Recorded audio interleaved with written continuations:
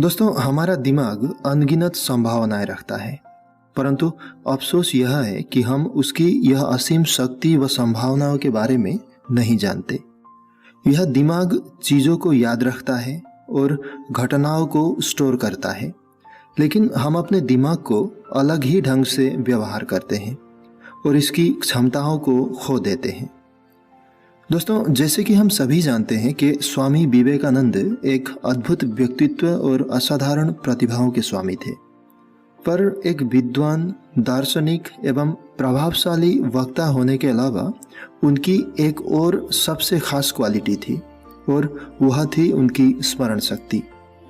दोस्तों, उनकी स्मरण शक्ति इतनी मजबूत थी कि इस तरह मोटी से मोटी किताब भी एक बार में वे पढ़ भी सकते थे और केवल पढ़ने मात्र से उसे याद भी रख सकते थे।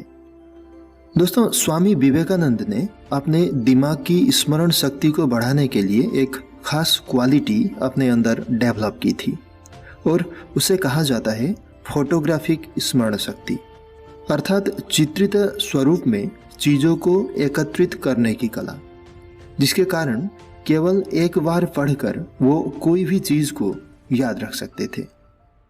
दोस्तों, स्वामी विवेकानंद भारत के पहले ऐसे सन्यासी थे जो 1893 में अमेरिका गए थे।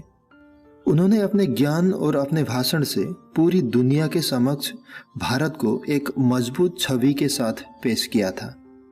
अमेरिका से लौटते समय एक जर्मन फिलोसोफर ने स्वामी विवेकानंद को भोजन के लिए आमंत्रित किया।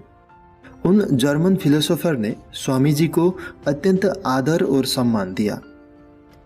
भोजन के बाद वह एक स्टडी रूम में बैठकर कुछ चर्चा करने लगे। वहीं पर एक 700 पेज की बड़ी किताब रखी हुई थी और वह फिलोसोफर उस किताब की बहुत ही बढ़ाई कर रहा था। फिर विवेकानंद बोले, क्या आप मुझे यह किताब 1 घंटे के लिए दे सकते हैं? मैं देखना चाहता हूं कि ऐसा क्या खास है इस किताब में। यह सुनते ही वह फिलोसोफर हंसने लगा। फिर स्वामी जी ने कहा, आप जरा किताब तो दीजिए।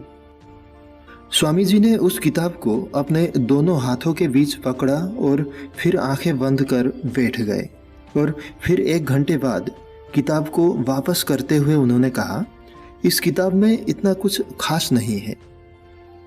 आपने उस किताब को खोला तक नहीं और आप उस किताब के बारे में कमेंट कर रहे हैं, जबकि आपको तो यह भाषा भी नहीं आती। दोस्तों, वह आदमी सोचने लगा कि यह किस तरह की बकवास है।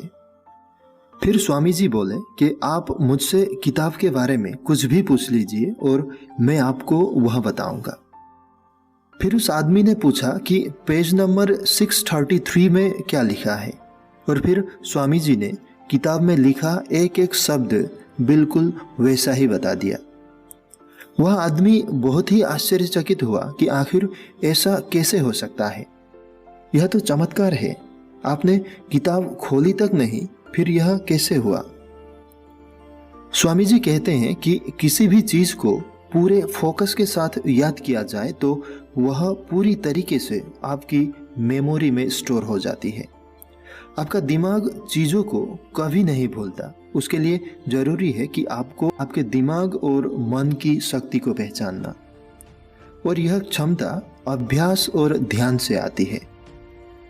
दोस्तों, आप तो जानते ही होंगे कि विवेकानंद बहुत ध्यान करते थे।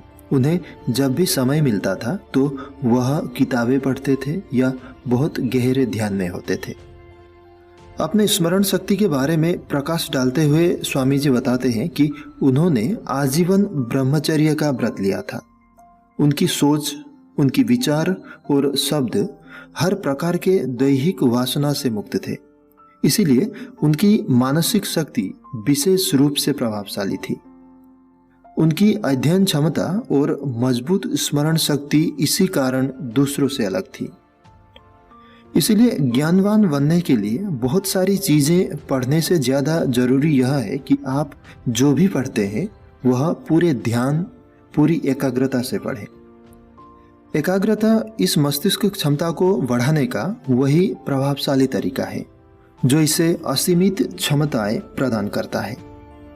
दोस्तों, आप लाइक जरूर करें और कमेंट भी। आपने मुझे समय दिया। Thank you very much.